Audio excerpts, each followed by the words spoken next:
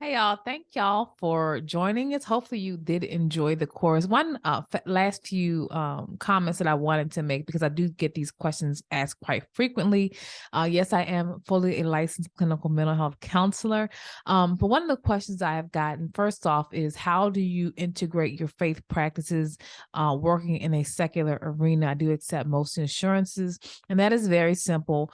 When we are advertising on our websites and on our packets and things like that, I do advertise and I do incorporate faith-based principles. So you kind of just put it out there automatically.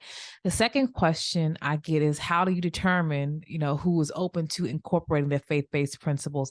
And that is very simple as well. It is found in our intake packet. I got this information from a different clinician who does similar work to what I do. And so when a person is completing their intake packet, it's the same intake packet that most therapists have, insurances, how did you find out about an organization, all those things.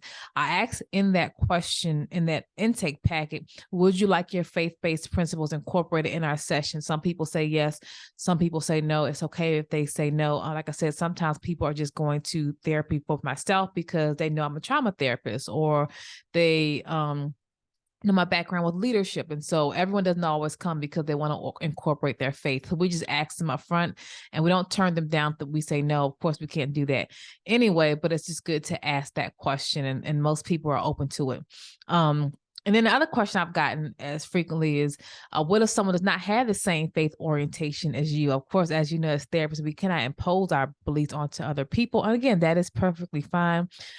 We see people the same way, as I said before, the same way that if you go to the Walmart or the bank or the or your teller, or if you go to any other arena in life, Radio Shack that still exists, Walmart, we just meet people where they are. But what I've always said is that because the Holy Spirit dwells in me, I don't necessarily have to have a Jesus T-shirt and just say I'm a Christian in order to serve clients. When you meet and you come into my office, you will feel peace and you feel the presence of God simply because he is inside of me. So you will still encounter the presence of God. Okay. But we do respect people who don't have the same beliefs or value systems as us.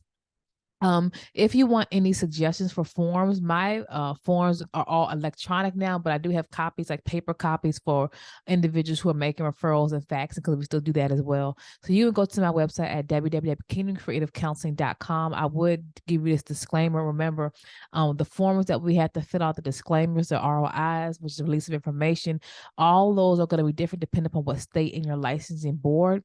Mine are in compliance with my state, which is North Carolina.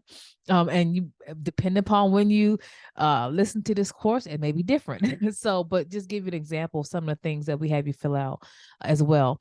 And the final suggestion is that, of course, I do have a regular training course. I think it's about $199, called From Practitioner to Business Owner.